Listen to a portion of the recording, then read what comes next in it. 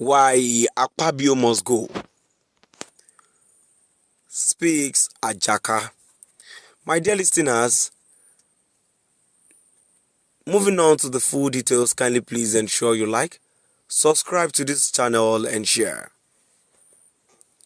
The Social Democratic Party (SDP) candidate in the last Kogi governorship election, Muritala Yakubu Ajaka, has stated that it is time for Godswill Akpabio to leave as the president of the Senate after an incident between him and Senator Natasha Akpoti. Akpoti, who is representing Kogi Central Senatorial District, was asked to leave the plenary on Thursday, February 20th, 2025, after she began a protest concerning a sitting arrangement.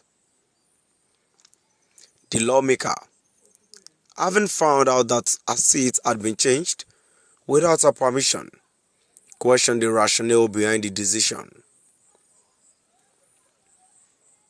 "Why was my seat moved without my consent?" she asked, refusing to be silenced.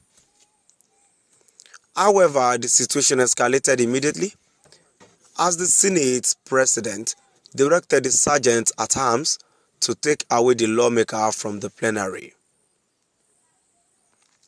However, Natasha resisted as she declared, "I am not afraid of you. I will not be silenced." Reacting to the incident, in a statement on Friday, Ajaka berated the Senate president as he described his action as a display of legislative autocracy and rascality. In a democracy, the legislative arm of government is critical to upholding democratic values such as inclusion and tolerance. However, the Senate under Akpabio's leadership has shown a troubling pattern of autocratic behavior, as seen in the recent viral video. His actions against Senator Natasha not only diminished the dignity of his colleague, but also reinforced growing concerns about the Senate's lack of independence, disregard for the Constitution, and violation of the rule of law, he stated. The former SDP governorship candidate said Nigerians expect a Senate that is accountable and responsive to their needs, warning that denying elected representatives the right to speak for their constituent seriously threatens democracy. When elected representatives are silenced or prevented from presenting their constituency's views at plenary, it reflects a dangerous shift towards tyranny. The future of our democracy is at stake if these undemocratic actions are left unchecked, Ajaka warned.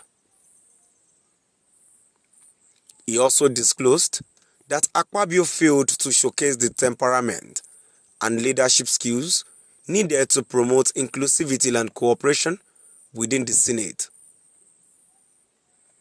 As a former governor, minister, and now Senate president, Akpabio should promote unity and fairness regardless of gender, background, or political affiliations.